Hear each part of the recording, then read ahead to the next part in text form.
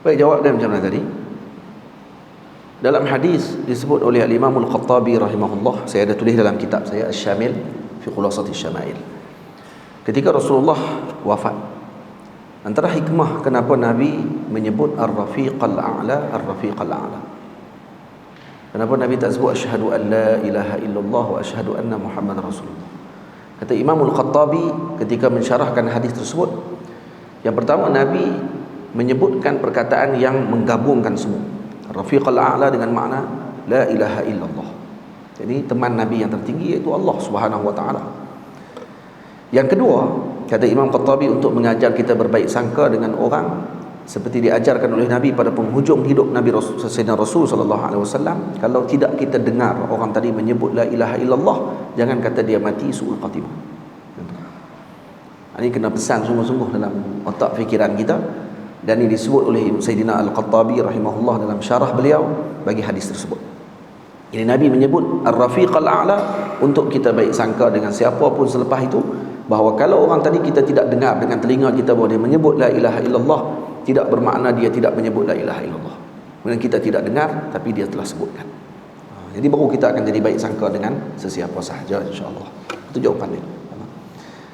Baik. Tempat ke-45 ialah ketika mana kita mengkagumi sesuatu. Ini tempat ke-45, kalau kita kagum dengan sesuatu, maka disunatkan juga untuk kita membanyakkan salawat kepada Nabi sallallahu alaihi wasallam. Ini disebutkan yustahabbu liman ta'ajjaba min syai'in an yusalliya 'ala Nabi sallallahu alaihi wasallam. Sesiapa yang ta'ajjub dengan sesuatu, maka hendaklah dia mengucapkan salawat kepada Nabi sallallahu alaihi wasallam. Jadi di apa ni?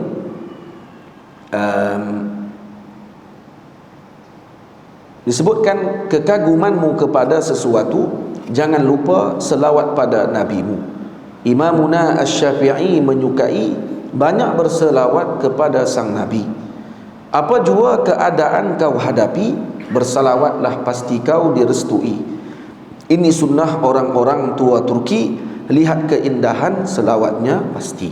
Orang Turki, antara sifat mereka, dia diajar kepada generasi mereka, orang tua-tua mereka tunjuk akhlak yang luar biasa, iaitu ketika melihat sesuatu yang indah, yang cantik, pemandangan yang indah atau kekaguman dengan sesuatu, mereka akan berselawat kepada Nabi sallallahu alaihi wasallam. Kenapa?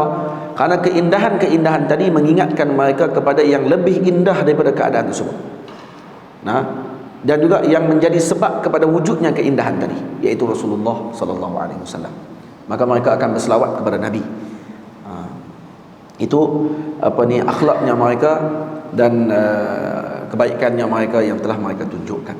Jadi semoga kita pun boleh ambil akhlak tersebut. Tengok kagum dengan apa-apa saja, tengok pemandangan indah, Allahumma salli ala Sayyidina Muhammad. Tengok kanak-kanak kecil yang cantik, Allahumma salli ala Sayyidina Muhammad. Jangan sebut masya-Allah. Tak sebut masya-Allah. Cantiknya, segaknya budak ni. Boleh jadi kena ain nanti. Kalau tanpa didahulukan dengan masya-Allah, tabarakallah. Lepas tu kata ulama, untuk mengelakkan ain disebutkan dengan masya-Allah, tabarakallah, dan juga salawat kepada Sayyidina Rasul, maka akan terputus ain tadi.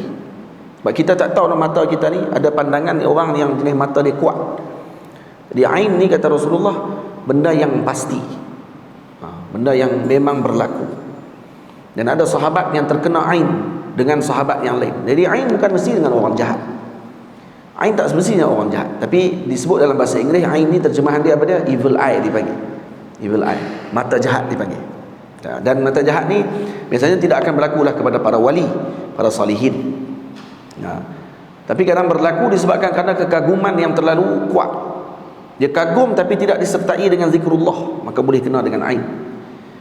Jadi sebab tu dianjurkan untuk kita sebut masya-Allah, tabarakallah. Betul, orang Arab kalau rumah mereka kita perhati, tengok dia akan tulis masya-Allah, tabarakallah depan pintu rumah. Ataupun dekat kereta mereka, belakang kereta, dia akan tulis masya-Allah, tabarakallah dengan zikrullah. Sebab bila orang duduk di belakang kereta, orang duduk di belakang kita, dan bila dia baca tu dulu, dia tengok-tengok poster lah masya-Allah, tabarakallah tu, kalau dia sebut poster tadi, maka terhalanglah ain orang tadi kepada kereta kita. Sebab kita tak tahu, no? Ada orang mungkin di belakang kita tu dia marah dekat kita, dan dia ada ain yang kuat, boleh jadi aksiden lagi kereta tu. Tu berlaku. Sebab tu kena baca wirid. Kalau tak boleh elak benda tu, baca wirid. Wirid. Kalau kata para ulama, kita ada susun Habib Abu Bakar Sakran, ada karang Syekh Abu Bakar Sakran tulis wirid Sakran, Hizib Bahar, Hizib Imam Nawawi. Itu semua untuk mengelakkan ain, kerana dalamnya ada Asma'ullahi Al-A'zam.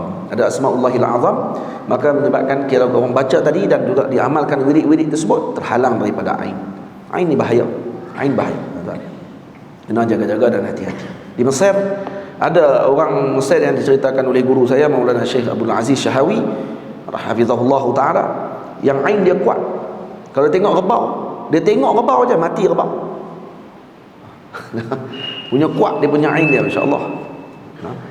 Kira satu hari dia duduk tepi jalan, kemudian kereta api lalu. Kereta api di Mahallah Kubra tu, dekat kampung guru saya, ada tempat kereta api lalu dulu, tapi dah ditutup. Antara sebab ditutup tu katanya kerana yang pertama mungkin sebab luasan jalan yang lain ada lebih elok. Yang kedua, kata Syekh, juga disebabkan kerana dulu ada orang di kampung tersebut yang ain dia kuat.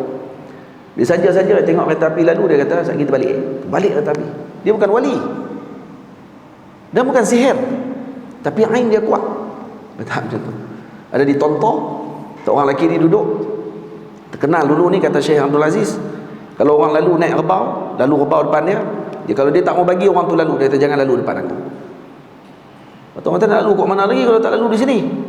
Kata, "Lalu, try, lalu." Lalu juga, lalu dia tengok aja rebau tu, terbalik, mati pada waktu tu. Dengan ain. Ini bukan benda bohong. Benda ni berlaku. Benda ni berlaku dan ada yang macam tu. Dia bukan wali ni, dia bukan tok wali. Ni ain dia kuat. Ada ain hasad dia kuat. Itu. Dan kadang-kadang kita duk sangka orang duk buat sihir kat kita, bukan sihir kadang-kadang. Kadang ain. Contoh kita buka kedai, yang kedai makan, ini orang tak mai, ataupun kedai kita jadi masalah, kadang-kadang kerana ain. Betul tokek kedai dia kena ada wirid, kena ada zikir, dia kena ada amalan yang dia baca. Dan kemudian jangan selalu sangat tunjuk dekat orang dengan kita punya kemewahan kita. Ada orang dia suka tunjuk. Orang zaman ni dia ajak marketing untuk tunjuk mewah dia dapat apa. Tunjuk kereta, tunjuk rumah baru beli, tunjuk. Sebab apa? Dia kata sebab ni dia punya bos dia suruh tunjuk, barulah semangat orang nak masuk depa punya perniagaan dia. Kalau tak tunjuk, macam mana orang nak tahu kata kita punya berniaga ni laku berjaya? Tunjuk rumah, tunjuk ni. Dah kali bukan semua orang tengok suka. Tak semua orang tengok kita suka. Sebab tu Nabi Al-Imam Malik pesan kepada Imam Syafi'i untuk kita sembunyi beberapa perkara, jangan diceritakan kepada orang. Pertama, umur kita jangan cerita ke orang, dan kita pun jangan tanya umur orang, mana ni tak ada adab. Hidup tanya umur, Syekh umur apa? Tiba-tiba tanya. Start umur apa? Sembang lama ni, lepas tu tanya umur apa ni? Gitu. Nak habaq tak kita habaq lagi. Kalau buat keluar hadis tanya umur lagi, dia rasa hati pula. Dia ada hadis tu, hadis musalsal tanya umur. Kam umruka ya Syekh? Maka akan dijawab oleh guru. Ni Imam Syafi'i pernah tanya Imam Malik. Jadi Imam Malik jawab apa? Aqbil ala sya'nik. Buat kerja kamu untuk tanya umur orang. Tu hadis tu. Musalsal bisu'ali 'anil ilm. Jadi tanya umur, maka dijawab kepada guru, kepada orang yang bertanya tadi dengan jawapan tersebut. So buat kerja kamu, jangan tanya umur orang. Tanya umur orang tak betul. Kenapa tak boleh tanya umur orang? Kalau bila tanya umur orang, tanya umur orang lain ni, yang pertama, kalau orang tu lebih tua daripada kita, kemungkinan dia akan hina orang tua tu. Dia kata tua saja aja, rupanya tak tahu lagi tu. Itu pula. Kalau orang tu muda pula daripada dia, dia kata muda lagi. Ingatkah tua dah? Itu pula dah. Faham? Jadi dia mana-mana pun dia akan ada sisi negatif. Jadi tak perlu apa. Yang kedua, harta kita jangan dibagi tahu pada orang. Tak perlu nak maklum kat orang harta kita. Jadi tak perlu tanya harta orang. Gaji ustaz berapa? Gaji kerja ni gaji dia berapa? Tanya kat orang. Ni tak ada adab pun main. Mana boleh tanya benda sensitif macam tu, tak boleh ditanya. Faham? Karena dia akan datang hasad. Dia akan datang hasad. Kemudian yang ketiga, lepas tu sama-sama pekerja di tempat kerja, jangan tu tanya kerja kamu gaji berapa bulan? Bos bagi berapa? Tengok. Lepas tu kamu pula, ni kamu gaji berapa? Ni dia akan jadi masalah nanti. Kenapa? Kerana mungkin tak sama. Berdasarkan kepada spek kerja dan juga kelulusan dan seumpamanya itu akan menyebabkan nanti akan datang hasad. Saya lagi kerja lama pada dia, kenapa dia baru kerja tiba-tiba gaji dia naik lebih pada saya? Saya tahu dia punya tangga gaji dia. Ni orang yang amanah saja boleh duduk di tempat tersebut. Yang mana hak duduk hak nak bahagi gaji tu, dia tahu gaji kawan ni berapa, gaji kawan ni, tapi dia kena amanah. Nampak? Yang ketiga, jangan bagi tahu keluarga kita. Kita ni anak beranak ada apa-apa, suka tunjuk ke orang. Keluarga kita menjadi tunjuk sangat bahagia dia semua kali. Kerja makan tiap Instagram kerja nak kena suap bini. Tiap tempat nak pergi mana kena pegang tangan bini, tunjuk ambil gambar tangan bini. Saat-saat nak pergi vacation mana-mana, duduk ambil gambar dengan bini apa semua kali. Ini semua mengundang kepada hasad. Kata ikut suka saya lah Instagram saya nak buat apa pun, ikut suka buat. Lepas tu kena penyakit, pecah belah lepas tu laki bini, lepas tu dia pening. Awak jadi jenis ya, awak jadi jenis ya. Dah orang pesan tak mau dengar. Sebab tu kata pesan ke anak-anak kita, ibu ayah semua. Kadang bukan main dengar pun kuliah-kuliah ni. Jadi pesan kat mereka, dengar apa yang tok guru cakap. Kena pesan. Ni siapa yang pesan? Bukan kita yang pesan ni. Para salaf terdahulu yang telah pesan dengan hal tersebut. Tamam. Jadi takjub dengan sesuatu, ucapkan dengan zikrullah. Sebut zikrullah aja putus ain tadi. Kalau kita ada ain, contohnya terputus ain tadi dengan sebab zikrullah. Sama. Tempat ke-46 ialah ketika bersin. Ini waktu bersin juga disunatkan kita berselawat kepada Nabi SAW. Tamam? Ini khilaf ulama lah. Jadi perbahasan pewarisnya Nabi, yakni para ulama, bersin selawat atau puji ilahi. Nak selawat ke kita nak sebut alhamdulillah? Mana satu? Disertainya tiga ucapan puji. Ini sunnah seperti kata Baihaqi. Maka Imam Baihaqi kata apa? Sertai sekali dengan selawat. Kalau kita bersin, Hashim.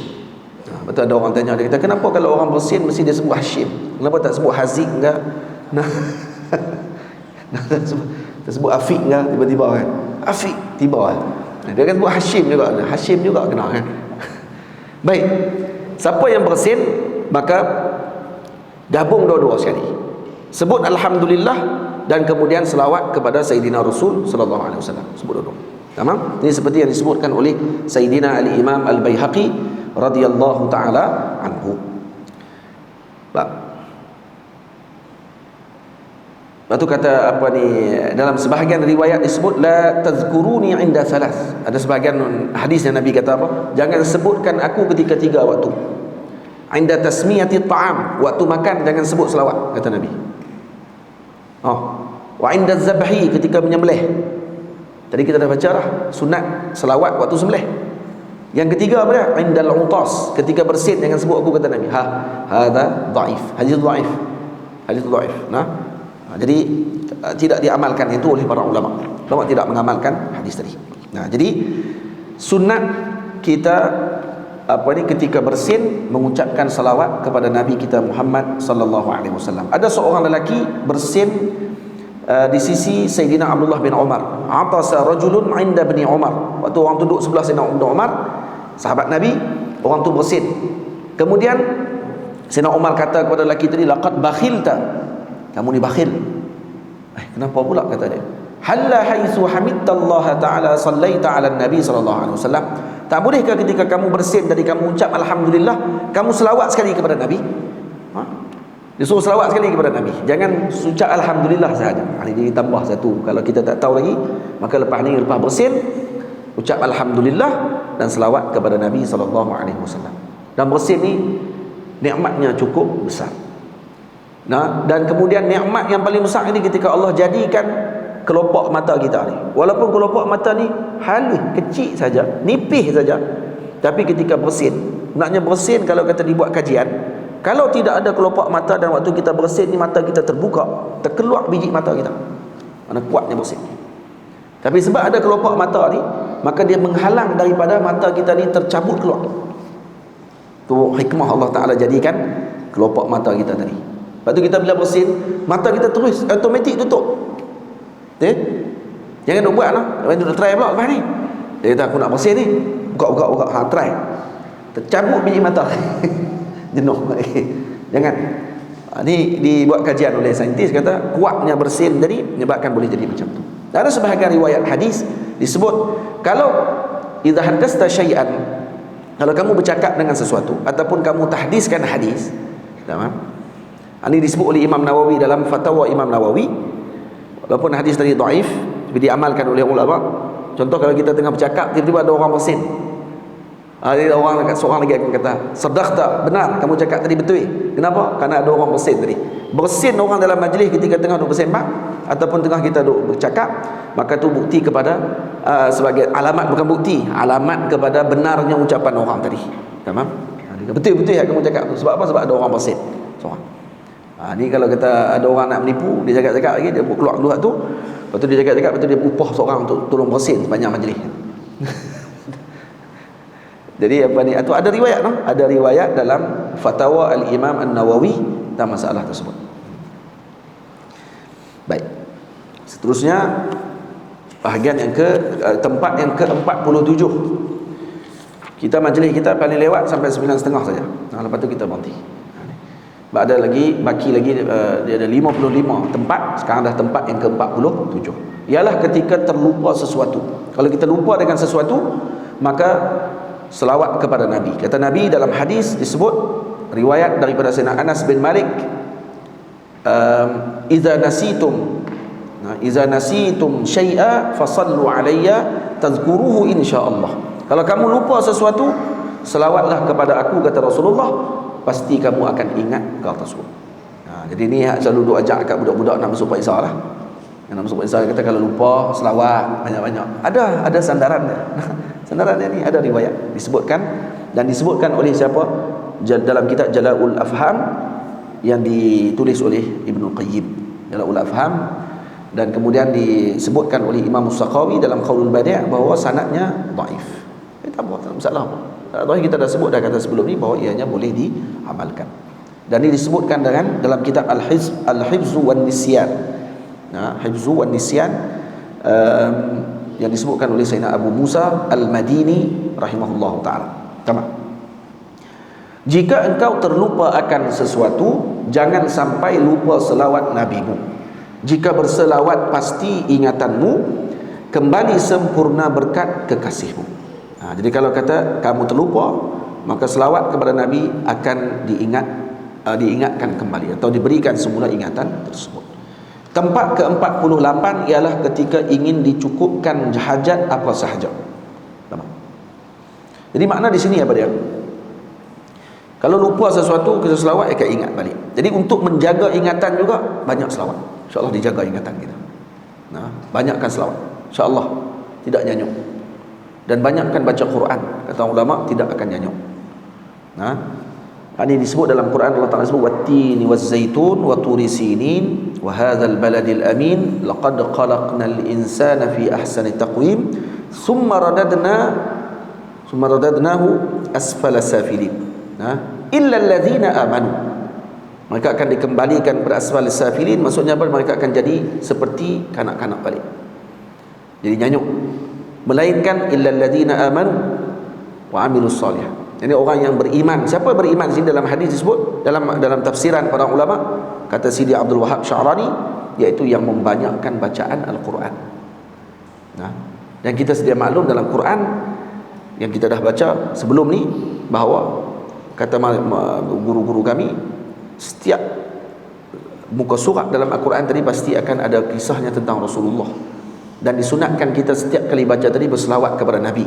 Maka maksudnya di sini Quran dengan selawat kepada Nabi tidak akan menyebabkan orang tadi jadi nyanyuk, jadi gabung dua-dua. Lazimkan Quran dengan selawat kepada Nabi, insya-Allah tidak akan nyanyuk kita. Tempat ke-48 ialah ketika ingin dicukupkan hajat apa sahaja. Nak cukupkan apa sahaja hajat kita, dipanggil hajah aridah.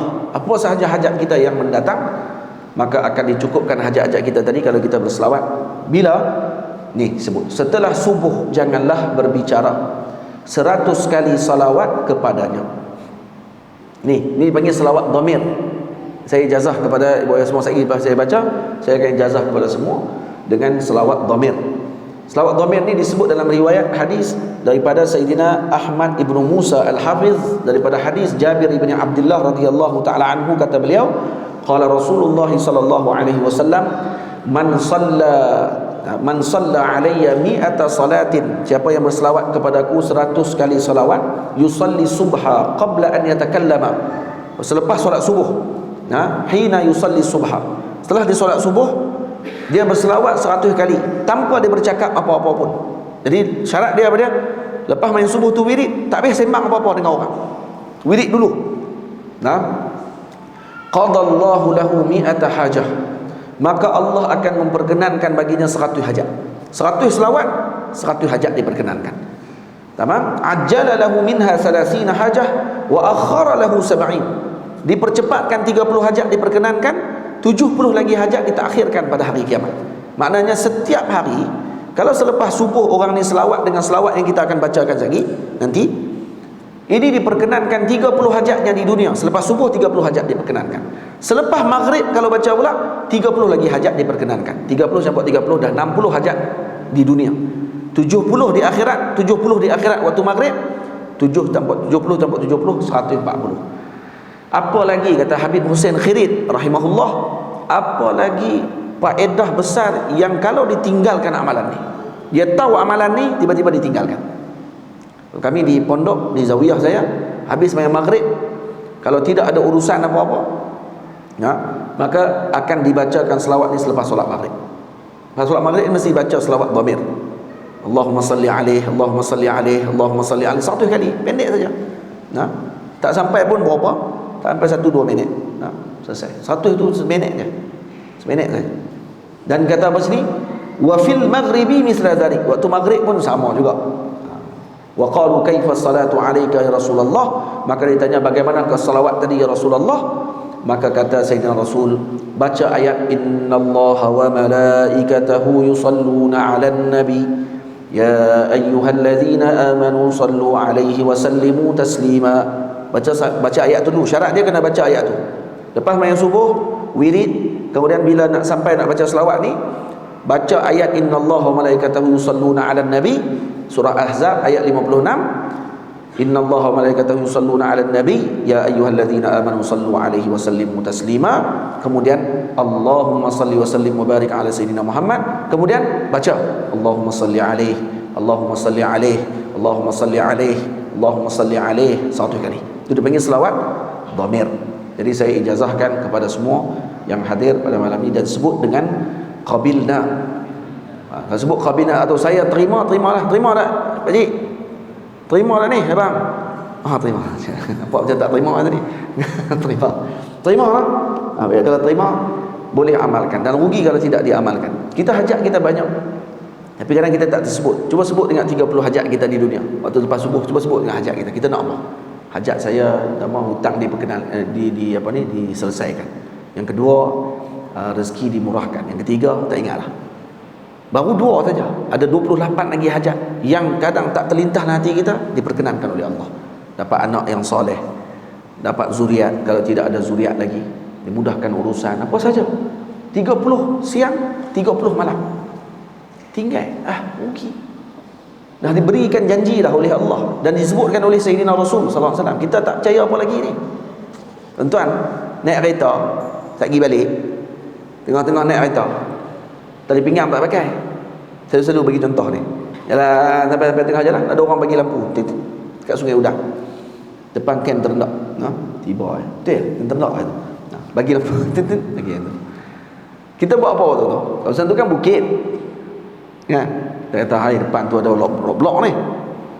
Tarik tu tarik tali pinggang, tarik perak bubuh. Sampai habis dah tengok tak jumpa pun. Blok kita tentang tadi dia bagi lampu buat apa? Itu dua ya, sama ada blok depan atau ada hantu kat atas. Itu ya. Baik. Kalau kata kita betul ada blok kat depan. Contohlah kita tengok dia bagi lampu tu, ghalib biasanya ada polis kat depan untuk buat blok. Baik, kita pun dah pakai dah. Nak tanya satu kenal tak tadi yang bagi lampu? Kenal tak? Ingat nombor plate dia? Nak ucap terima kasih ni. Tidak kena saman. Kenal tidak? Nombor plate tak ingat.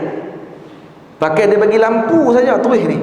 Tu lampu baru lampu kereta, kenal pun tak. Bagaimana dengan lampunya Sayyidina Rasul yang bagi dekat kita daripada hidup pada permulaan ni, Nabi dah bagi lampu daripada awal lagi. Ini jalan dia, ini jalan dia. Tak tarik tali pinggang kita. Duk macam tu, baca hadis duk. Macam tu sampai ke sudah mati. Dah mati terkejut. Dia kata, para ulama kata, idza mata intabahu. Nah, manusia ni lalai. Manusia ni sentiasa lalai. Bila mati baru dia terkejut. Mati-mati dalam kubur, Allah, malaikat mai dah. Nah, apa dia antara yang ditanya? Apa kata kamu terhadap orang ini? Ditunjuk seorang lelaki. Macam skrin keluar, apa kata kamu tentang lelaki ini? Kalau dia beriman, dia akan kenal siapa lelaki itu. Tapi kalau dia tak pernah sebut nama Nabi waktu dia hidup, dia nak kenal lelaki itu? Itu Rasulullah SAW. Tamam? Ha? Jadi jangan sampai terkejut waktu tu. Mai-mai kata, "Oi, mati dah." Mati terkejut. Waktu ramai orang zaman lah mati terkejut. Mati tidur. Malam duk elok lagi sembang kat kita. Pagi esok tak bangun dah. Mati tidur. Ni salah satu tanda kiamat. Alamat akhir zaman, banyak mati mengejut. Duk sembang kita tadi elok-elok, tengok-tengok kat kedai kopi, rebah. Sakit jantung. Jadi betapa banyak kita dengar cerita pasal sakit jantung. Muda, umur berapa puluhan. Kan tua. Jatuh, rebah, sakit jantung. Tamam? Jadi mati mengejut ni banyak. Dia kena bersedia selalu. Jangan sampai intabahu waktu ketika dalam kubur. Intabih al-an. Sedap waktu lah. So kita banyak wirid, zikir. Tu. Hajat kita ni banyak macam-macam. Tapi bila kita dah cerita, kita lupa balik. Lepas tu kena datang hadir majlis ilmu. Majlis-majlis zikir, majlis solawat kepada Nabi. Begitu. Jika ikuti panduanku hai teman, 30 hajatmu kan diperkenan, 70 ditangguh jadi simpanan, di akhirat pasti hajat diperkenan. Lakukan semisalnya setelah maghrib, rugi jika tak laksana itu gharib. Gharib maksudnya pelik. Kamu tak lepas maghrib kamu tak buat juga, lepas subuh pun tak buat juga. Ini gharib ni, pelik ni orang ni. Dah tahu dah amalan tadi faedahnya besar, ditinggalkan. Kita kalau tahu lah Sultan Abdullah ni, apa ni, pemilik nama kepada masjid kita ni, Agung kata, siapa yang main masjid aku, yang nama masjid tu masjid aku, tiap-tiap pagi subuh dia main, dia boleh main ke Istana Negara tiap-tiap hari. Kalau nak main lah, ataupun dia boleh tangguh seminggu sekali, saya akan bagi dia 1000. Main lah, dia kata. Yang penting main sembahyang sini. Celapak habis. Hak tak pernah main subuh pun, subuh mesti ada, Zuhur tak ada balik. Nah, Maghrib tak ada, Isyak, Asar tak ada, mau tak ada. Tang subuh ada. Sultan kata, mai waktu subuh aku akan bagi 1000. Beratok 30 kilo pun tak apa. Lepas tu Sultan kata pula, tak apalah, beratoklah lama mana pun, pasti akan dapat duit. Nah, jangan bimbang. Pulut nak kita, pulut yang akan pi. Maksudnya ni, gharab kita dalam dunia ni untuk dunia saja, bukan untuk Allah Subhanahu Wa Taala. Sebab tu kita tak nampak syurga, tak nampak nikmat tadi. Kalau nampak yang tu, tak ada siapa tinggal tikar sejadah, tak ada siapa nak buat benda-benda, melainkan semua dengan niat-niat yang baik-baik semuanya. Dia akan hadir niat baik semua, kerana semua tu dapat pahala. Lakukan semisalnya setelah maghrib, rugi jika tak laksana itu gharib. Selawatlah pendek pasti kau teruja, disebut salawat dhamir ringkas ia. Namanya salawat dhamir. Allahumma salli alaih, Allahumma salli alaih, Allahumma salli alaih. Yang ni kalau siapa nak ambil fadilat selawat 1000 sekali sehari, 1000 kali sehari, baca selawat ni, Allah boleh 1000 kali sehari, 12,000 kali sehari pun boleh. Masalah dia boleh itu sebut di mulut ya, haram tak buat pun. Itu masalah, tak pernah buat. Sebut tu dia pegang tasbih dia tak kira lah, tapi tetap tak selawat kau. Tapi sebab tu penting juga ni alat-alat ni. Ini alat membantu kita untuk kita zikrullah. Tu kata masyayikh, guru kami Maulana Syekh Ali Jum'ah hafizahullah, kata tasbih ni eloknya daripada kayu. Jangan beli plastik, beli yang kayu. Yang kayu pula macam-macam kayu. Kayu hak tahan lama, hak elok, kayu-kayu tu. Ni bukan promosi tasbih kat luar tu dah. Jadi tasbih ni beli yang mahal sikit tak apa, untuk kita pegang, jaga, sungguh-sungguh pegang ni, kerana ni alat untuk kita tasbih, dan dia jadi saksi nanti di akhirat pada kita. Setiap kali kita pegang dia tu dan kita baca, dan tak ada orang pegang tasbih dia akan ingat azizah. Ada yang pegang ni Azizah, Azizah, Azizah, Latifah, Latifah, Latifah, Ummu Kulsum, Ummu Kulsum, Ummu Kulsum, Ummu Kulsum. Ummu Kulsum orang rumah saya. Ha. Dia lagi. Boh nama apa lah? Tak ada lah. Dia akan sebut apa? Allah, Sayyidina Rasul. Kalau orang pun tengok dia pegang tasbih, oh nak tunjuk sangat dia zikir. Kenapa dia panjang macam tu? Sebab tahu dah pegang tasbih zikrullah. Dia tahu tu. Ada orang pegang tasbih, oh nak tunjuk sangat kata dia duk ingat Azizah. Ada itu? Tak ada, mana ada orang kata macam tu. Orang mesti akan kata ni mesti nampak sangat nak tunjuk dia zikir. Lepas tu benar macam ni, nak kena sembunyi kan? Ya, tengok hal masing-masing. Ada dua hal ulama. Satu, duduk dalam jubah mereka tasbih. Nak tunjuk tasbih duduk dalam jubah. Seperti guru saya Maulana Syekh Abdul Wakil Al-Hashimi, tasbih dia duduk dalam jubah. Dia pakai jubah dua lapis, jubah besar Arab Saudi tu. Dia duduk di Saudi. Tengah baca hadis, tangan duduk dalam. Terselak kainnya, kain baju tu, barulah nampak tu tengah duduk tasbih. Tasbih dia panjang, dia 300 biji. Tasbih 300 biji tu. Baca beri. Tapi duduk dengan hadis. Nampak? Di tangan pegang tasbih duduk dalam. Itu halnya sebahagian awliya. Sebahagian awliya lagi tasbih di tangan ni dipegang, malah digantung di tengkuk macam ni. Dia jangan kata Tok Sami pula. Sami mai kok mana dia kata tengok gantung tasbih macam Tok Sami pun. Tok Sami kepala otak. Tok Sami pegang macam ni sebut subhanallah ke apa? Nak tanya ni sama dengan Sami, dia kata. Sama dengan Sami sebut subhanallah. Mai mana samanya? Habis tu kalau sama tu contoh berak dalam jamban. Sami pun berak dalam jamban. Berak kat tepi pokok. Apa? Nak berak dalam jamban dia boleh sebut berak pula. Sama dengan jamban sama dengan Tok Sami tu. Tapi mai kat kita pegang tasbih dia kita pakai kat tengkuk. Ini.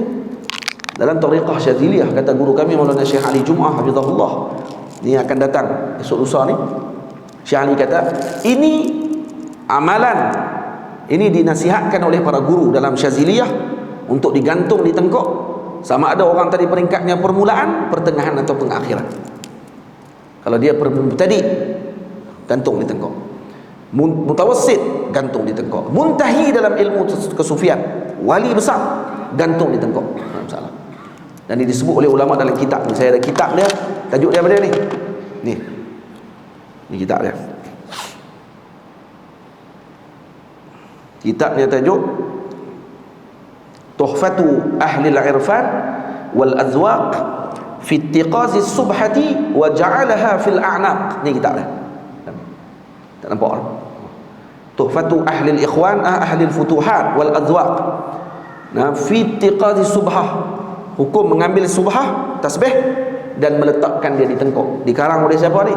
Dikarang oleh wa ba'dul adabil la'iqah bil mukarramin bi suhbati ahli hadratil itlaqi bi fadlil karimil khallaq, karangan al-imam al-qudwah al-humam murabbil muridin wa mursyidul as-salikin zinnuril fariq wal fathil qariq al-arif rabbani sayyidina maulana Fathullah ibnu Syekh Sayyid Abi Bakr al-Bunani atau al-Banani, balaghahu Allahu ghayat al-amani wa bawwa'ahu bi mannihi darat tahani, amin ya rabbal alamin. Itu kitab dia, Tuhfah Ahli al-Futuhat wal Irfan. Dia ambil di tengkuk, letak kat tengkuk tasbih. Ada kitab dia. Ini dinasihatkan oleh guru kami. Saya ada kitab tu di rumah sebenarnya. Kitab yang cetakan ada. Tapi ini cetakan lama, ada dalam PDF. Boleh cek dan tengok bagaimana perkara tadi diambil. Ada budak-budak hingusan, bila kita pakai macam tu dia kata, apa ni? Duk buat benda ni, ulama-ulama kita tak buat pun macam tu. Alah ya Allah, macam dia tahu semua benda aja dia tahu. Pandai macam nak komen tak habis-habis. Orang duduk diam tak mau. Kata. Jumpa depan-depan kata kita bubuh kopi dalam mulut tu. Bukan nak sepak, bagi kopi. Jamu makan bagi elok sikit, bagi jadi cerdik, bagi jadi orang gitu. Tempat ke-47, tempat ke-49. Ini. Tempat ke-49 ialah ketika ingin 20 minit lagi. Tempat ke-49 saja sebut minit tu sebab nak bagi tak apa nak tertunggu-tunggu sangat. Nanti biasalah tu dipanggil ni teknik dalam mengajar. Nak sebut, kalau tidak lagi lamanya majlis ni. Sebut Nabi je lama. Sebut Azizah tadi sebagai dia jaga balik dia tu. Dia jenis tu rupanya. Hak Nabi daripada tadi mereka sudah duduk. Kita ni masih jiwa kita ni jiwa azizah lagi sebenarnya. Sebab Abu Azizah tu ada lagu apa ni, keroncong mana tau, daripada kumpulan Indonesia tu nyanyi tajuk lagu dia Azizah tu saya tersebut tu. Dia tak ada kaitan dengan yang hidup tapi yang mati, no? Cerita tu sebab lagu tu je. Tempat ke-49 ialah ketika ingin meminta kesembuhan daripada penyakit dan sebagainya. Dia minta sembuh daripada penyakit. Berselawat kepada junjungan mulia jadi sebab kesembuhan buat kita. Ini bukan hanya tajribah semata. Tajribah maksudnya pengalaman sahaja. Juga ditunjukkan Nabi yang berjasa. Selawatlah wahai umat, jangan leka, sembuh penyakit zahir dan batin jua. Ini disebutkan ada seorang lelaki datang bertemu dengan Abdul Malik bin Sa'id ibni Hayyan ibni Abjar. Fahabbasa batnah, perut dia ditahan, maksudnya tak boleh berak. Habbasa batnah maksudnya perut dia jadi memulah, tidak boleh berak. Perut kalau tak boleh berak ni memang ni azab sebenarnya. Azab yang paling berat. Sebab tu kita boleh buang air ni adalah nikmat yang sangat agung. Sebab tu dah bila dapat nikmat tu tolonglah flush. Ni dah dapat nikmat terlupa flush. Ni masalah apa? Dia terlalu nikmat sangat dah. Nikmatnya lupa. Ada orang perangai jenis ni ya Allah. Saya tak faham tu ialah. Orang masuk jamban jenis tak flush ni. Dia masuk-masuk boleh dia berak, dia boleh biar macam tu. Kita malu tau. Bila masuk ni orang ni kena ada malu. Keluar-keluar jamban tu cerok lah bagi habis. Ni hak melekat tepi-tepi tu dia biar dia tahu, yang penting flush. Flush tu bagi perhati, tengok dia elok. Tatabuk. Tengok bagi elok. Lelah. Takut dia masuk dia keluar balik. Rupanya kepala ulang. Itu masalah ni, masalah kalau tak ada jiwa dalam hati ni tentang perasaan, bagaimana menjaga perasaan orang lain. Tu iman sebenarnya. Iman. An-nazafah. At-tahur syatrul iman. Tuhur syatrul iman. Ya, faham? Jadi kalau kita jaga kebersihan tu sebahagian daripada iman sebenarnya. Kita masuk jamban tengok flash, bagi habis selesai, tengok ada basaki-baki tepi tu, hak melekat tu, tak kerah, ceroklah. Ayat tak ada tu fikirlah. Duduk dalam tu pandang ke langit. Nak baca mana ni? Allah, ya Allah, tiru Hafiz. Panggil orang, air macam tu, istighosah dengan air. Tak tahu. Ni tak ada kaitan tak dengan hidup yang mati. Macam tu. Baik. Jadi habsu bat, sakit perut, tak boleh berak. Faqala bika da'un la yabra. Dia kata kepada lelaki tadi, oleh siapa ni? Oleh Abdul Malik bin Sa'id ibni Hayyan ibni Abjar, kata bika da'un la yabra. Kamu ada penyakit yang tak boleh sembuh. Qala ma huwa? Kata dia ad-dabilah. Dia kata ad-dabilah ni penyakit lah. Fatahawwala ar-rajulu faqala, dia sebut la haula wala quwwata illa billah. Lalu dia pun sebut Allahumma rabbi la usyriku bihi syai'a. Allahumma inni atawajjahu ilaika bi nabiyyika Muhammadin sallallahu alaihi wasallam nabiyyir rahmah. Ya Muhammad, inni atawajjahu bika ila rabbi an yarhamani mimma bi rahmatan tughnini biha an rahmati man siwak. Baca 3 kali. Tamam? Jadi ni apa ni? Minta maaf, bukan lelaki tadi yang sakit perut.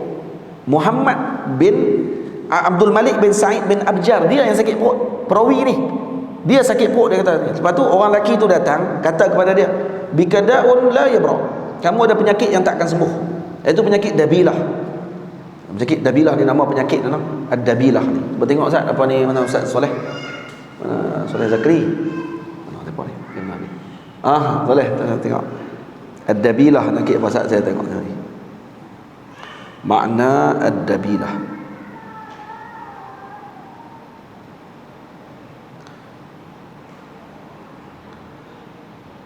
Dia panggil empima, dia panggil dia ni betul ke tak? Dia betul. Dabilah ni type dalam penyakit.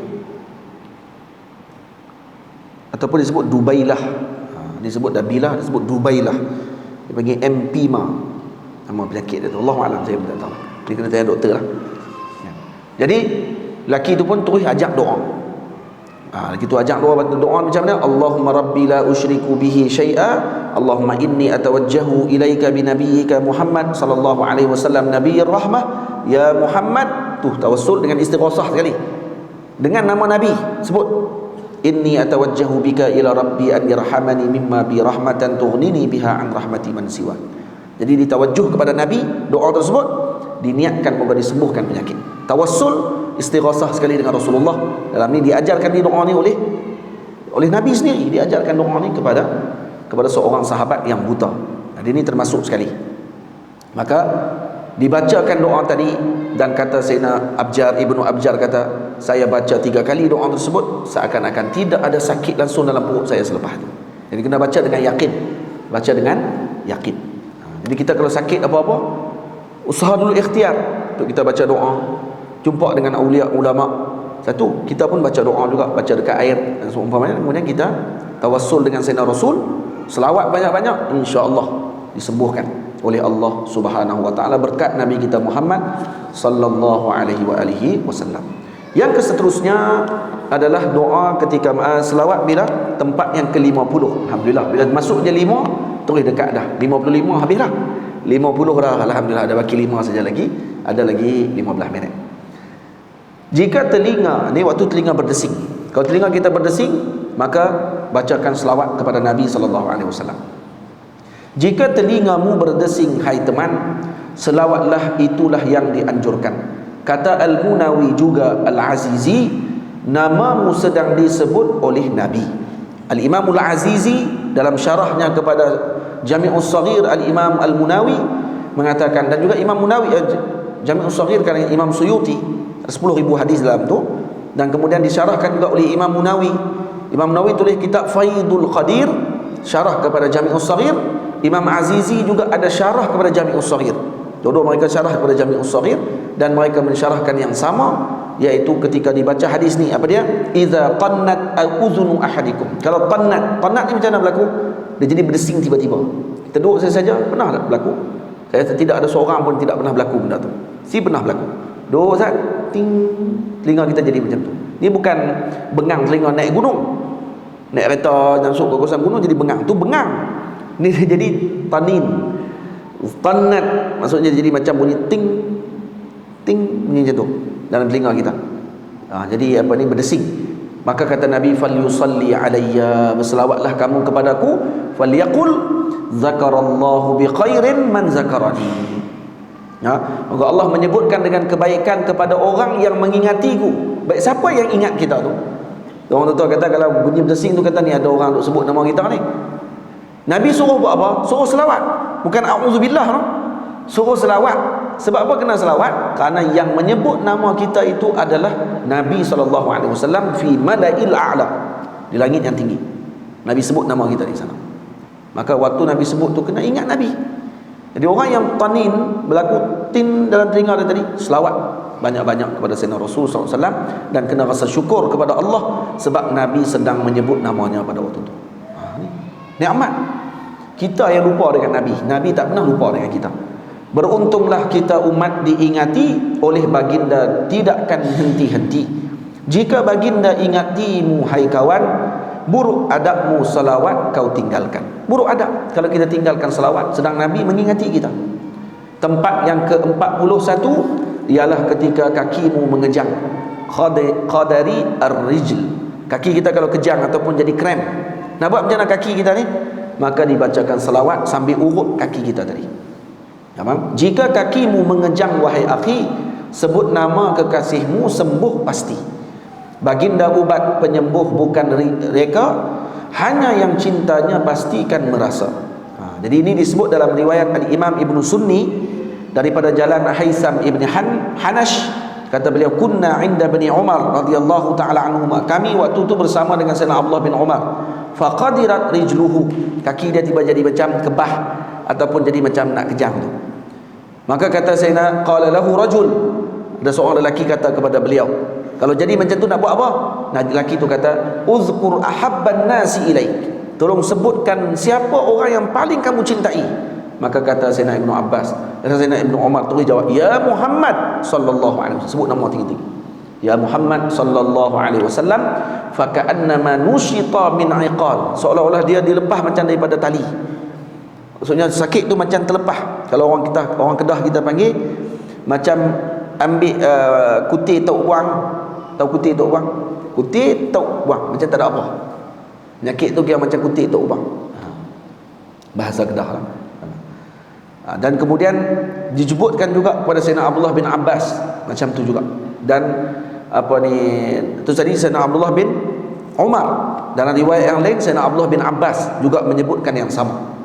Ini ada orang lelaki sebut kepada dia, uzkur ahabban nasi ilaik, sebutkan orang yang kamu paling cintai. Maka terus dia sebut Muhammad sallallahu alaihi wasallam. Nabi Muhammad dulu yang keluar dalam hati mereka. So tak ada dah duk fikir dulu siapa dia tu yang paling saya cinta ni. Tak ada. Terus keluar Nabi Muhammad. Maksudnya dalam hati mereka ni sentiasa ada Sayyidina Rasul sallallahu alaihi wasallam. Kita kena macam tu. Jadi banyak selawat. Kalau kaki kita kejang, kaki kita jadi macam semut-semut tu, kan biasanya hari Jumaat lah. Hari Jumaat waktu khutbah Jumaat tu lama duk bersila. Pada lama tu saya tengok dah tertidur pula tu. Tidur. Dah tidur tu, tengok tu imam dah nak baca doa dah. Khatib dah nak turun dah. Dia tak bangkit lagi. Kaki dah habis dah ni. Kalau dia kejut bangkit waktu tu, terbalik ke belakang, lepas tu dia buat mengejang tu. Buat keluar ayat liok kot. Malu ke orang. Nah. Jadi buat macam mana? Sambil sapu tu selawat. Allahumma salli ala sayyidina Muhammad. Nah, macam tu. Insya-Allah akan disembuhkan dengan segera. Tamam. Jadi kalau ada ilmu, kita dah tahu, kita tak sia-sia buat. Tak ada urut saja tanpa selawat. Urut sambil selawat. Kemudian yang seterusnya tempat ke 52 ialah ketika tidak mampu bersedekah. Ni kalau tak mampu kita nak bersedekah. Jika kamu tidak mampu bersedekah, berselawat ganti zakat dan barakah. Ni kalau kita tak mampu nak sedekah, contohnya tabung masjid lalu depan hari Jumaat. Ni biasa berlaku lah. Jangan buat pejam sambil lalu sambil selawat. Duit tak ada. Nak masuk ni 50 pun tak ada. Kedekut ni memang dah biasa dah yang tu. Nak orang masuk tu kata kalau orang masuk ni lagi kena pergi jumpa balik JK masjid minta RM49 balik dia kata. Bagi RM1 je. Jadi bila lalu tu tak ada duit nak bagi. Penuntut ilmu contohnya, dia tak ada duit, maka waktu lalu tu selawat Allahumma salli ala sayyidina. Jadi tiap-tiap Jumaat dia akan selawat alhamdulillah dapat juga pahala. Sebab tu kata dalam hadis disebut ayyuma rajulin lam yakun indahu sadaqah, mana-mana seseorang yang tidak ada padanya nak bagi sedekah, falyaqul fi du'aih, maka sebut dalam doanya Allahumma salli ala Muhammad abdika wa rasulik salli ala al-mu'minina wal mu'minat wal muslimina wal muslimat fa inna lahu zakatun. Maka tu kira zakat dia. Tamam? Ini juga termasuk kepada orang yang tidak ada keuangan langsung untuk nak bagi zakat yang wajib. Dia tak ada duit. Bukan sedekah saya tadi. Zakat wajib, contohnya zakat fitrah, tak ada duit dia nak bagi. Kerana dia terlalu miskin. Dia yang kena terima zakat dan dia memang tak ada duit untuk nak bagi. Tak ada keuangan nak bagi, tak ada makanan untuk dia nak bagi. Maka waktu tu dia kena buat apa? Selawat kepada Nabi. Dan itulah zakat bagi dia. Ni, buat Nabi bagi solusi kepada orang yang miskin, dan insya-Allah dengan berkat selawat tadi dia akan jadi kaya lepas tu, dan dia boleh keluar zakat pula selepas tu insya-Allah. Banyakkan selawat kepada Nabi. Yang seterusnya tempat ke-53 ialah ketika ingin bermusafir. Ini kalau nak musafir. Musafirmu lakukanlah dengan doa dan salawat pada musafirmu mulakanlah dengan doa dan salawat pada Nabi, jangan lupa. Diberkati perjalanan dan keluarga, dijauhi bahaya malapetaka, dijauhi bahaya malapetaka. Jadi kita banyak selawat ketika mana mula dengan perjalanan kita tersebut. Satu-satu. Ini disebutkan oleh Al-Imam As-Sayrafi dan dinukilkan juga daripada Al-Azkar karangan Imam Nawawi tentang masalah tersebut. Baca doa, selawat kepada Nabi. InsyaAllah perjalanan tadi diberkati oleh Allah. Tempat ke-54, ini yang terakhir, ialah ketika memasuki rumah. Waktu kita masuk rumah, maka selawat kepada Nabi. Seorang mengadu kepada baginda, sempit kehidupan fakir rumah tangga. Ini orang mengadu kepada Nabi, dan ini pun aduan kita juga sebenarnya. Pada kita banyak juga yang datang mengadu dengan sempitnya rumah tangga, fakir, tak ada duit, rumah tangga berantakan, dalam rumah masalah macam-macam, anak-anak pun terbiar dan seumpamanya. Tu pendidikan ni sangat penting sebenarnya. Pendidikan ni sangat penting. Al-Imam Ibnu Asakir diceritakan dulu waktu mengaji dia miskin. Tapi tengok, anak-anak yang miskin, yang fakir, dia kerja di masjid di Dimash. Dia kerja di situ. Di Masjid Umawi itu tugas dia pasang lampu. Ramai ulama-ulama kita yang fuqara dulu masa duduk kerja di Masjid Azhar, contohnya seperti Syekh Khalid Azhari. Syekh Khalid Azhari antaranya kerja beliau sebelum dia mengaji di Azhar adalah tukang pasang lampu di Azhar. Dia tukang pasang lampu dulu ni. Lampu dulu dalam bekas, kalau kita pergi masjid lama-lama dulu dia akan ada macam pasu tu gantung. Dalam tu diletakkan lilin. Lilin tu dia letak dan dia tukang pasang tu. Dan satu hari bila dia pergi duduk dalam satu majlis, tengok ulama tengah duduk mengajar, dia duduk-duduk. Disebabkan dia pakai pakaian pekerja, maka dia dihalau keluar daripada majlis. Kerana kamu bekerja, mana boleh duduk dalam ni. Kalau nak duduk dalam majlis kena tukar jadi pakaian santri, pakaian belajar. Maka dia sedih keluar waktu tu dan terus dia buka baju dia dan dia mengaji. Berapa tahun? 3 tahun saja mengaji. Jadi alim besar mengajar di Masjid Azhar pula lepas tu. Berkat. Dan dia tulis kitab apa? Tulis kitab Syarah Khalid Azhari. Kitab Nahwu tu yang dipakai sampai lah, dipakai di Azhar, dibaca kitab tersebut di Masjid Al-Azhar Al-Syarif. Syekh Khalid Azhari ada karang kitab dan kitab dia apa dia? Al-Azhariyah. Dan ditulis kitab dari Taqih Al-Azhari ditulis oleh Syekh Muhyiddin Abdul Hamid. Kitab tu masya-Allah tabarakallah, penuh dengan mantiknya, dengan perbahasan bahasa yang luar biasa. Kitab Syekh Khalid Azhari. Itu Ibnu Asakir, orangnya miskin. Ada pelajar zaman dulu pergi mengaji semata-mata kerana nak roti. Azhar dia akan bagi roti satu hari sekeping, 2 keping siang, 2 keping malam. Lebih kurang itu. Ataupun sekeping siang, sekeping malam roti. Sekali dengan full kacang tu letak dalam roti. Kenapa dia bagi full? Kerana full, dalam full ni, kacang full ni dia ada selulosa. Selulosa ni dia boleh tahan perut daripada lapar, boleh tahan sampai ke petang. Jadi dibagi roti tu sekeping. Jadi nak dapat makan tu saja main mengaji. Kalau tak main mengaji, tak ada nama dicatat, tak boleh dapat makanan. Jadi ada yang mula main mengaji disebabkan kerana nak makan saja. Tapi akhirnya jadi ulama lepas tu. Dan jadi ulama mula nak makanan yang jasmani, akhirnya dapat makanan rohani, dia tak kisah dah dengan makanan tersebut. Dia jadi lazat dah pada waktu tu dengan makanannya. Faham? Sebab tu anak-anak yang paling boleh bagi fokus sebenarnya nak mengaji, yang tidak ada hubungan dengan yang lain. Pelajar yang ada mak dengan ayah, dia akan terikat dengan mak ayah dia. Dia nak balik raya, nak apa semua kali itu. Waktu nak duduk di pondok, kalau kata kerja duduk balik aja, itu antara fasad paling besar ni kerja duduk balik. Tak balik, fasad. Kalau lupa dah akan banyak terputus. Mak ayah pun sama juga. Anak dah pergi tafarruh dengan ilmu, dia duduk kalut. Tak balik langsung ni, baliklah sah. Dia duduk kalut yang tu je. Dia tahu anak tu nanti jadi bekal akhirat dia tu. Faham? Sebab tu yang paling tafarruh, yang paling kosong daripada semua benda tu siapa dia? Anak yatim. Anak yatim tak ada siapa. Mak ayah tak ada. Kalau kata keluarga pun pergi hantar ke rumah anak yatim. Tapi masalah lain pula berlaku ketika mana tidak diberi didikan yang baik. Sayyidina Rasul anak yatim. Dan Nabi SAW memberi perhatian kepada anak yatim dengan luar biasa. Sebab tu kalau anak-anak yatim diberikan perhatian dengan baik dalam ilmu, dia akan jadi orang yang berjasa dan berguna kepada umat. Masalah ketika tidak diberikan didikan yang baik dengan agama, tak dihantar pada tempat yang baik, malah budak tu pula nanti jadi liar dan seumpamanya, sebabkan kerana tidak ada kasih sayang yang sepatutnya dia dapatkan, maka dia akan jadi orang yang jahat pula selepas itu. Jadi anak-anak yatim yang ramai kalau diberi dengan didikan yang baik, dengan wirid, dengan zikir, jadi wali min auliyaillah ta'ala. Tamam. Dipesan baginda buat amal semua. Tengok, seorang mengadu kepada baginda sempit kehidupan, fakir rumah tangga. Dipesan baginda buat amal semua. Nabi pesan untuk kita semua, untuk kita amalkan. Amalkannya jangan sampai kau terlupa. Ucaplah salam kepada keluarga, setelahnya salam kepada baginda. Bacalah Al-Ikhlas sekali sahaja, pasti diberkati rezeki keluarga. Jadi kita nak masuk dalam rumah, buat apa? Bagi salam dulu. Banyak masuk dalam rumah tak bagi salam pun dekat keluarga. Assalamualaikum warahmatullahi, bagi salam dulu. Bagi keluarga jawab waalaikumsalam, baru masuk dalam rumah tu assalam. Kemudian assalatu wassalamu alayka ya Rasulullah, bagi salam pada Sayyidina Rasul. Kemudian baca qul huwallahu ahad, Allahus samad, lam yalid wa lam yulad wa lam yakul lahu kufuwan ahad.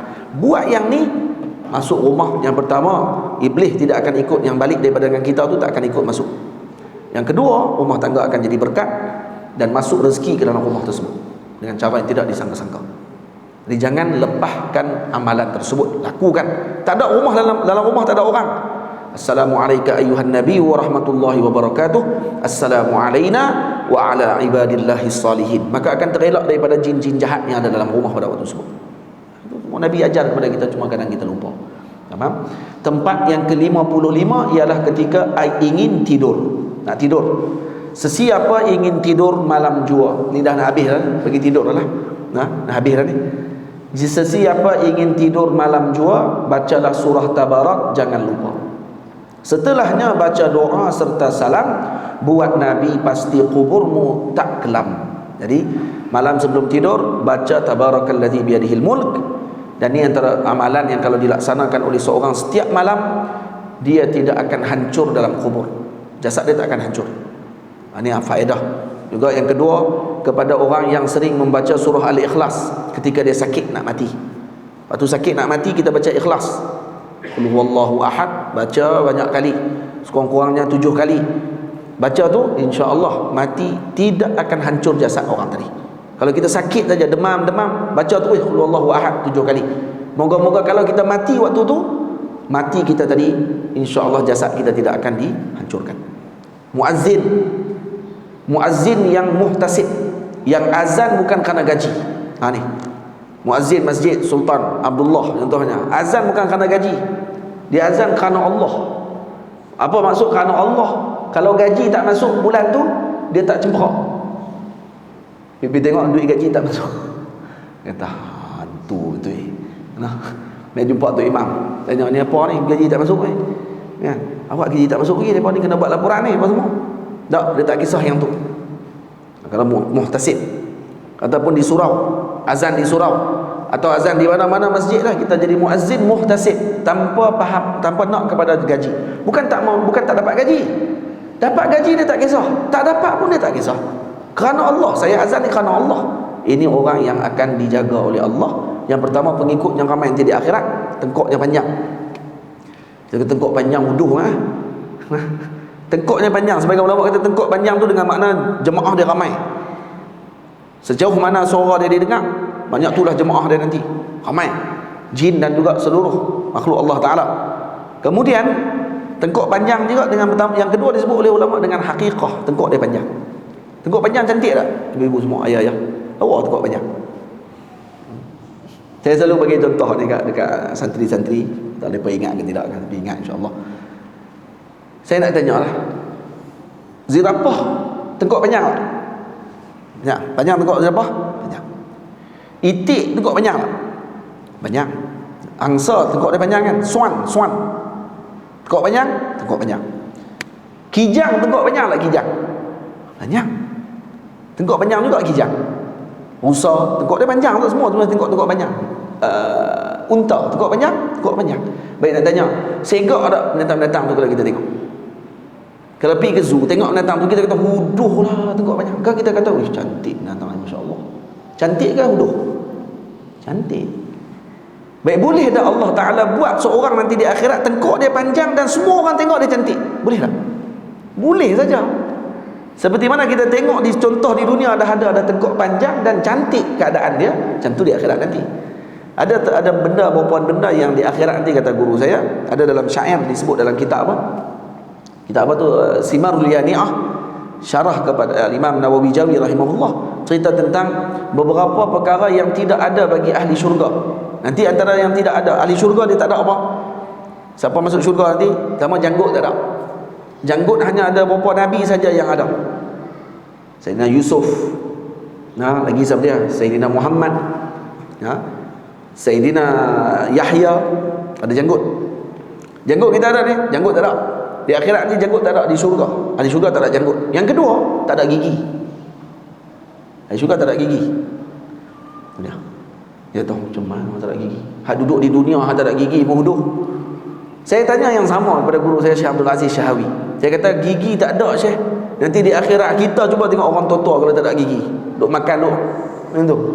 Huduh kata. Saya kata kat saya, pernah tengok budak-budak bayi ada gigi?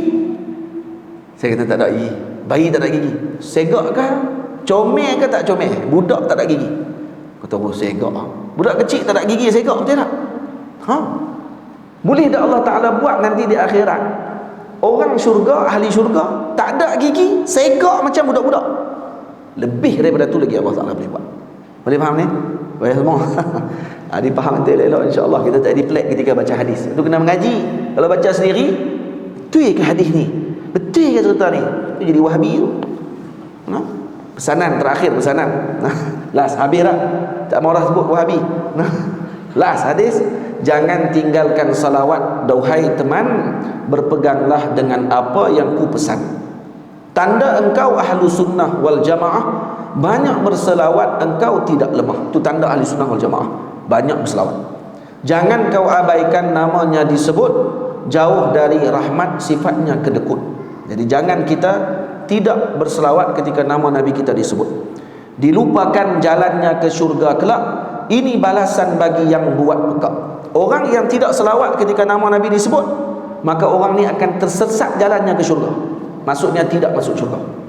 Itu dia. Jaga no, tak selawat ni bahaya no.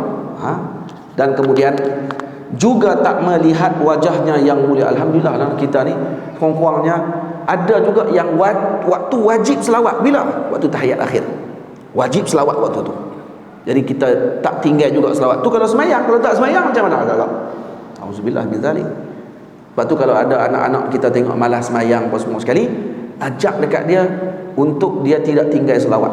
Suruh dia selalu dengar selawat. InsyaAllah nanti dia akan kembali kepada solat. Dia lazim dengan salawat, dia akan solat lepas tu insyaAllah. Dia akan jadi, hati dia akan jadi bersih. Dia akan jadi macam ni, pencuci kepada cawan yang penuh dengan apa ni? Dengan karat. Dengan lumut-lumut tu, dia akan bersih macam tu ketika mana melazimi selawat kepada Nabi. Juga tak melihat wajahnya yang mulia. Orang yang tak selawat tidak melihat wajah Nabi di akhirat nanti. Jika masuk syurga kau jauh darinya. Kalau masuk syurga pun jauh daripada Nabi. Ini azab ketika tu. Nah, itu azab. Walaupun duduk dalam syurga, tapi dia akan rasa azab kerana tidak bersama dengan Rasulullah. Syurga itu keindahannya baginda. Tanpa baginda hilang serinya syurga. Syurga tu indah dengan sebab Nabi. Qaqa, sahabat Nabi namanya Qaqa radhiyallahu taala anhu, orang tanya kepada beliau, apakah, tolong sifatkan kepada kami tentang keindahan syurga.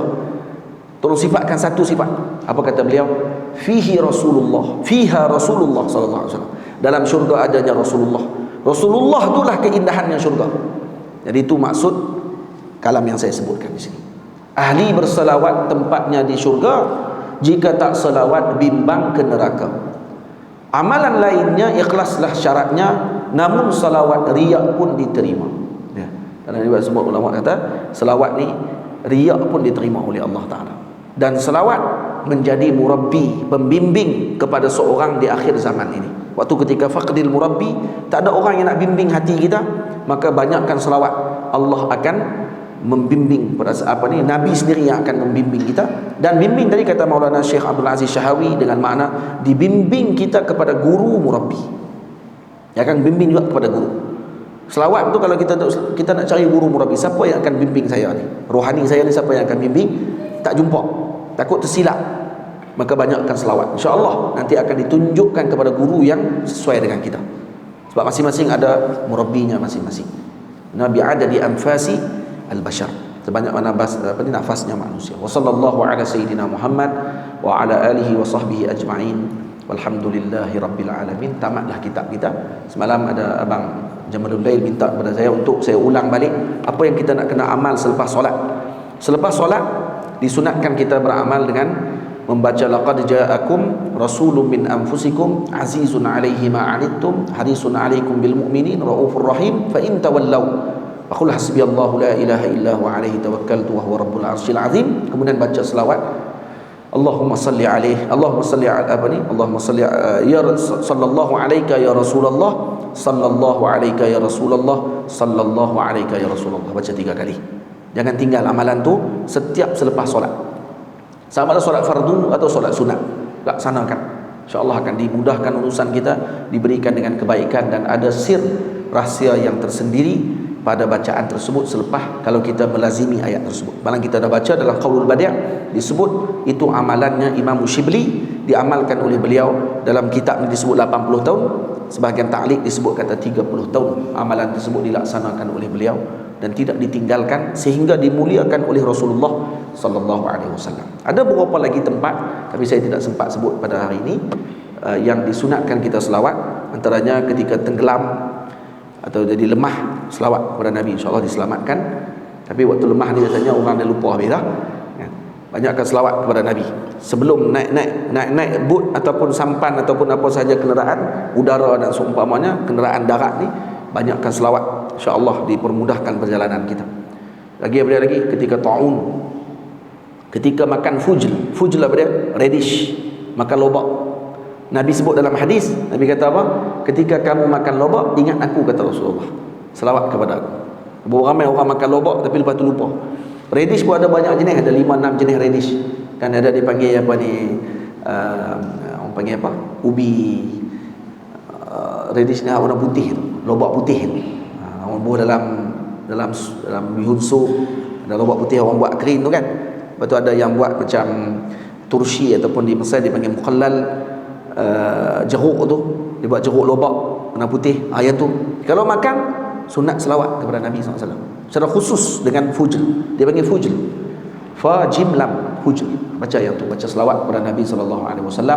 Dan ada lagi beberapa tempat yang disebut dalam Qaulul Badi'. InsyaAllah ada rezeki saya akan tambah bait syair tadi, daripada tadi dah 200 lebih baik, mungkin saya akan tambah pada cetakan yang akan datang kalau sempat dan ada rezeki. Kita tambah lagi dengan termasuk taklik, dan ada doa-doa tadi kan, banyak doa cuma tak dimasukkan dalam kitab ni bahkan kerana ni matan saja. InsyaAllah kalau ada rezeki, kalau keluar dia punya syarah, nanti akan boleh tengok doa-doanya, apa yang kita kena baca waktu sekian dan seumpama. Setakat tu dulu, saya mohon ampun, mohon maaf terlajak sikit masa kita, lebih kurang dalam 7-8 minit. Saya ucap terima kasih banyak-banyak kepada pihak Masjid Sultan Abdullah, juga kepada para hadirin, para penyusun majlis, dan kepada seluruh ahli jawatan kuasa bagi masjid yang memberikan peluang kepada saya untuk bersama-sama dengan warga di Masjid Tanah ni khususnya, dan di Masjid Sultan Abdullah ni, dan seluruh warga Melaka.